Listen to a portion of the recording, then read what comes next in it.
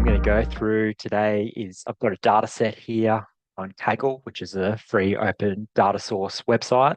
For those of you who don't know, um, just for analysts and data analysts and data scientists to practice their analytical skills. We have Olympic medals and economic status. So from the 2024 Olympics, and I believe the data from economic status was for each country was taken from 2023 values. So what we're going to do today, we're going to download this and look for a relationship. So between GDP per capita of a nation and the medal performance. So here I'm going to go download. So that's the go here, download. Yep, okay, straight in here to an Excel file or a CSV. Wait for that one to come up. There we go, beautiful. Okay, we go Control T. Okay, right, we've got our data set up and running.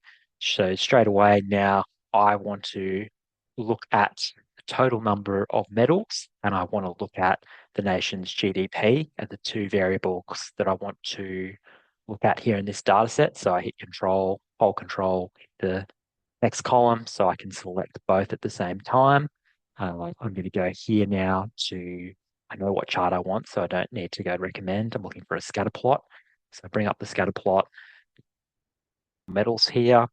All right, so straight away, having a bit of a look at it here, I can see on the Y axis, this is the GDP per capita for the nation, and on the X axis, I've got the total medals each nation achieved. So if I'm having a look at this here, um, straight away, I know that majority of the poor countries here um, haven't really achieved that many medals because the 20 medal point is here.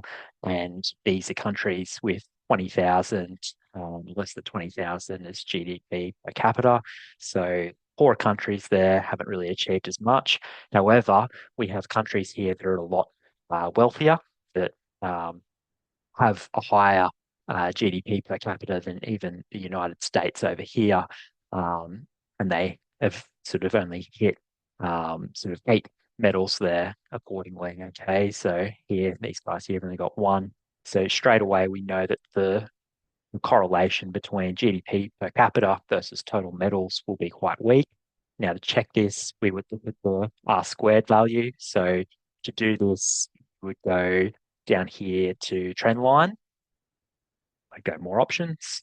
And then here you can go display R squared value on the chart. So as we can see here, the R squared value is 0.1, which is a very weak model. And it's not statistically weak model. We're looking for ideally higher than a zero point 0.5, probably a 0.6, 0.7 to sort of say that there is a strong relationship there or a relationship worth considering there between the two variables. So therefore, we cannot say that country's GDP per capita is a correlation of the total medals that a country obtained in the 2024 Olympics. So that kind of gives you a bit of an idea there.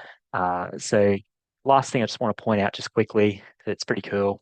You go down here, we go country, and then we're just going to go down to total medals as well. And what we're going to do is we're just going to put in a nice map here. So we're going to go maps, going to go a field map. Okay, I like the black one here because it really just highlights it. Okay, we're going to pull that out. And here, what this is countries by total medals 2024 Olympics.